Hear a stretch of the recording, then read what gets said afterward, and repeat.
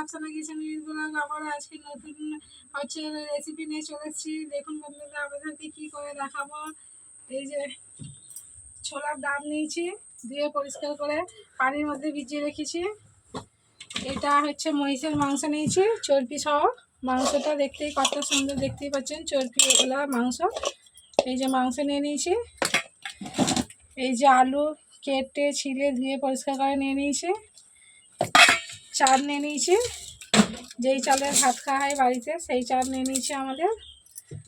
আচ্ছা, এতে আদা রসুন ছিলে, এলাচ, লবঙ্গ, দালচিনি, জায়ফল, হচ্ছে জয়িত্রী, মরিচ, এটা মরিচ, জিরে, এই মশলাগুলো আমি সব ভেজে গুঁড়ো করে নেবো। লঙ্কা কুচিয়ে নিয়ে নিয়েছি, লক্ষ্মী ঘি নিয়েছি, আর এইতে গোলাপ পানি, 2 রকমের তেল নিয়ে নিয়েছি।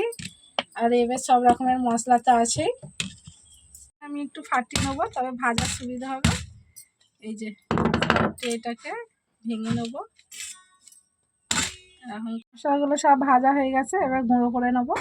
মশলাগুলো আমার গুঁড়ো করা হয়ে গেছে, আদা রসুনটাও বেটে নেওয়া হয়ে গেছে। আলুতে জাফরান মাখিয়ে নিয়েছি ভাজার জন্য। তাইলে নিয়েছি, চুলো জ্বালানোর পর কড়াইটা বসিয়ে দিয়েছি।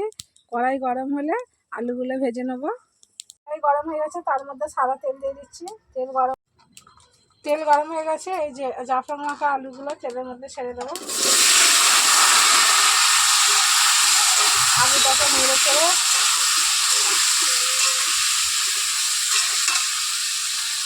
আলুটাকে নেড়ে চেড়ে লাল লাল করে ভেজে নেবো। একটু পরিমাণ মতো নুন দিয়ে দেবো আলুর মধ্যে।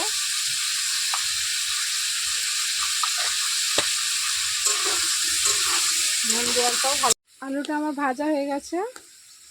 যে আলুটা আমার লাল লাল করে ভাজা হয়ে গেছে, আলুটা এবার নামিয়ে নেবো।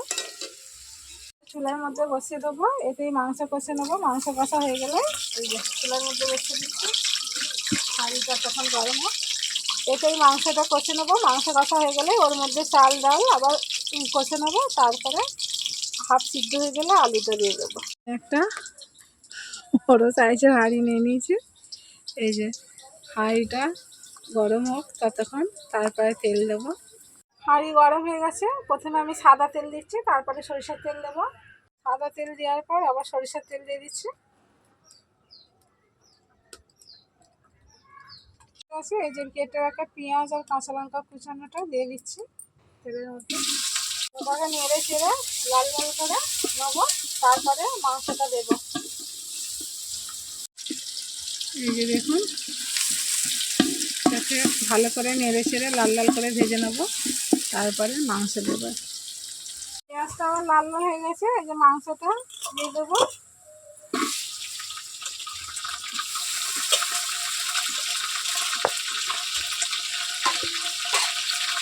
মাংসটা দিয়ে ভালো করে নেড়ে চেড়ে দেবো।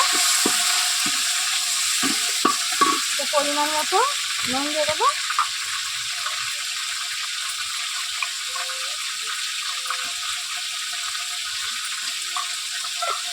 পরিমাণ মতো নুন দিয়ে দিয়েছি। দিয়ে আমি মাংসটাকে প্রথমে, এই যে মাংস দেওয়ার পর আমার মাংসটা তেল আর পেঁয়াজের মধ্যে লাল লাল হয়ে গেছে। এবার এতে আদা রসুন বাটা দেবো, তারপর সব রকমের মশলা দেবো। আমি আদা রসুন বাটাটা দিয়ে দিচ্ছি মাংসের মধ্যে। আদা রসুনটাকে ভালো করে ভেজে নেবো। আদা রসুনটাকে তেলের মধ্যে ভালো করে ভেজে নেবো নেড়ে চেড়ে। পরিমাণ মতো হলুদের গুঁড়া দিয়ে দিচ্ছি, নেড়ে চেড়ে দিচ্ছি।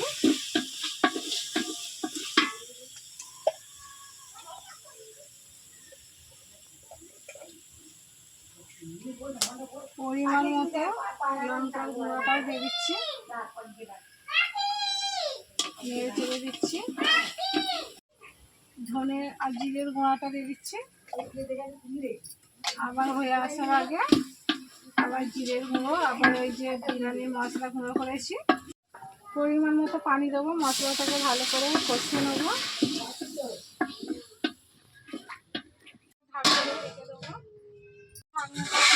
নেড়ে চেড়ে দেবো, নাহলে তলায় বসে যাবে, মাংসটা কোথায় চুয়ে যাবে বা পুড়ে যাবে।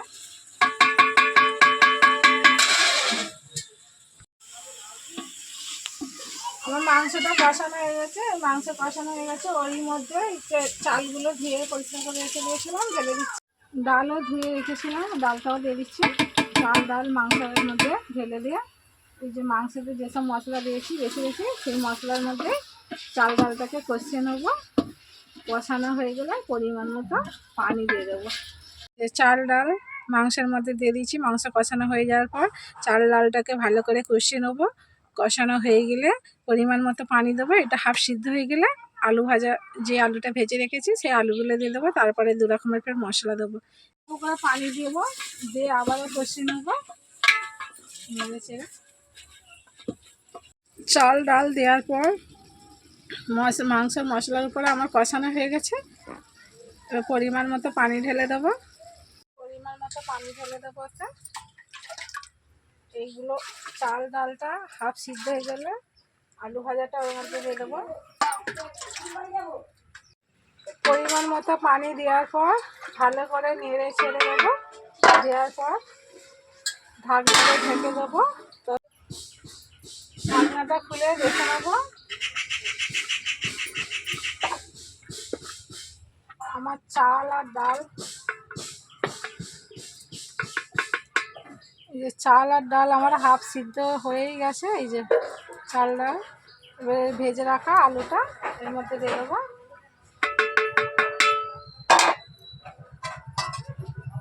এই যে ভেজে রাখা আলুটা এর মধ্যে দিয়ে দেবো। আলুগুলো ভালো করে নেড়ে চেড়ে দেবো। দিয়ে আবার ঢাকনাটা ঢেকে দেবো। আর আলুটা দেওয়ার পর আবার ঢাকনাটা খুলে নেবো। খুলে দেখে নেবো, আবার একটু নেড়ে চেড়ে দেবো। এবার সব রকমের মশলাগুলো দিয়ে দেবো। প্রথমে আমি শুধু এটা জিরার গুঁড়ো দেবো। এটা জিরেটা আমি অন্য সময় ভেজে রেখে দিয়েছিলাম।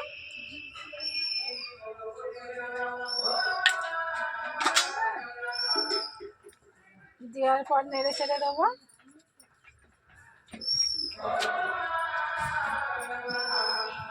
তারপরে এই যে সব রকমের যে মশলা দেখালাম, এলাচ, লবঙ্গ, দালচিনি, সাজিরে, সামরিচ, জায়ফল, জয়িত্রী, এইসব মশলা গুঁড়োটা দিয়ে দেবো।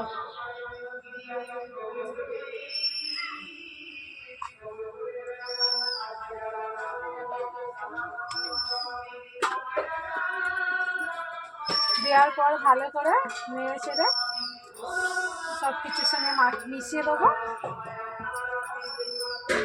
সব মশলাগুলো দেওয়ার পর নেড়ে ছেড়ে আবার ঢাকনাটা ঢেকে দেবো। আবার হয়ে আসার আগে গোলাপ পানি আর ঘিটা দিয়ে দেবো। ঢাকনাটা খুলে দেখে নেবো আমার হয়ে এসছে প্রায়, দেখাচ্ছে আপনাদেরকে। এই যে আমার পুরো এটা হয়েই গেছে। এর মধ্যে এবার ঘিটা গোলাপ পানিটা দিয়ে দেবো। গোলাপ পানিটা ওর মধ্যে দিয়ে দিচ্ছি চারিদিকে একটু ছেড়ে ছাড়া। দেওয়ার পর আবার নেড়ে ছেড়ে দেবো একটু।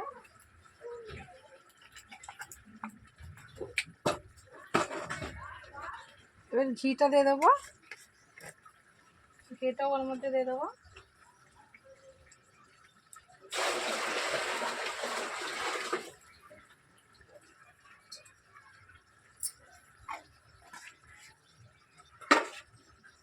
দেওয়ার পর আবার একটু নেড়ে ছেড়ে দেবো। নেড়ে চেড়ে ঢাকনাটা ঢেকে দেবো। পানিটা শুকিয়ে গেলে হয়ে আসার মুখে গোলাপ পানি আর ঘিটা দেবেন।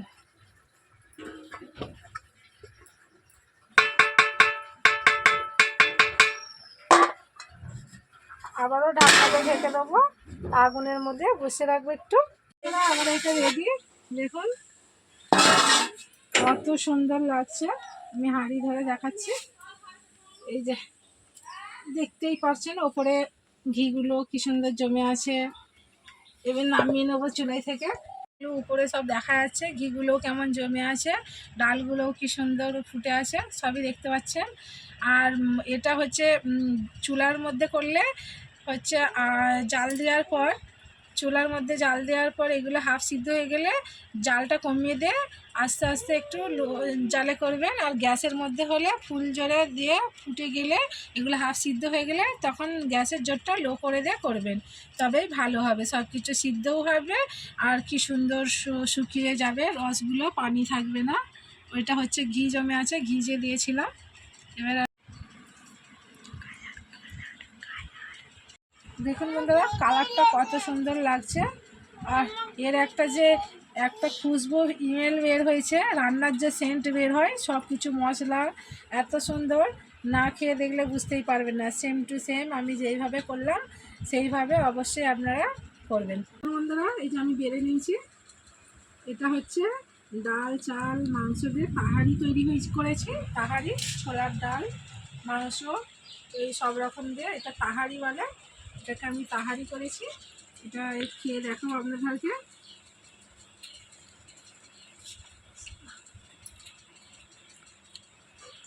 মাংসগুলো এত সিদ্ধ হয়ে যাচ্ছে, হাত দিয়ে ছিঁড়ে যাচ্ছে। টেস্টটা এত সুন্দর হয়েছে বন্ধুরা, একটা ঘিয়ের ফ্লেভার উঠেছে কি সুন্দর, গোলাপ পানিরও ফ্লেভার উঠেছে খুব সুন্দর, আর মশলার তো ফ্লেভার আছে। সেম টু সেম আমার মতো এরকম তৈরি করে অবশ্যই বাড়িতে খাবেন, খেয়ে আমাকে কমেন্ট করে বলবেন। অবশ্যই আমার ভিডিওটা একটা লাইক একটা শেয়ার আর নিচে বেলটি বাজিয়ে দেবে। আবার নতুন ভিডিও নিয়ে হাজির হবো। আজকের ভিডিও এখানকার মতোই শেষ হলো।